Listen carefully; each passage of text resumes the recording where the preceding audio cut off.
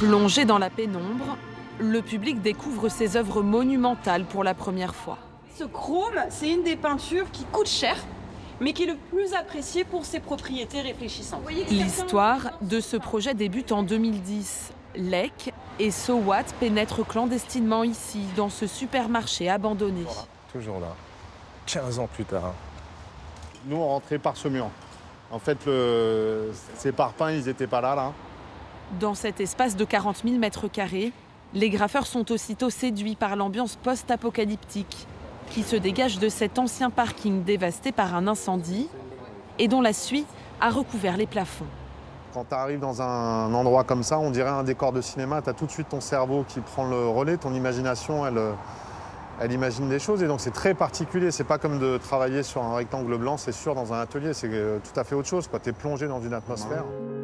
En référence à la crise économique, ils baptisent leur projet le Mausolée.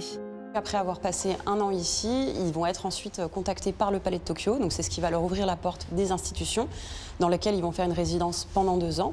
Après ces 2 ans au Palais de Tokyo, ils vont postuler pour le concours de la Villa Médicis. Ils vont être lauréats. Ils sont les premiers à avoir eu des œuvres qui sont entrées dans les collections du Centre Pompidou. On parle du côté éphémère des choses et je pense qu'on veut plus l'entendre. Aujourd'hui, on a envie de faire passer un autre type de message, tu vois, justement, comment préserver certaines pièces, peut-être un poteau, une porte.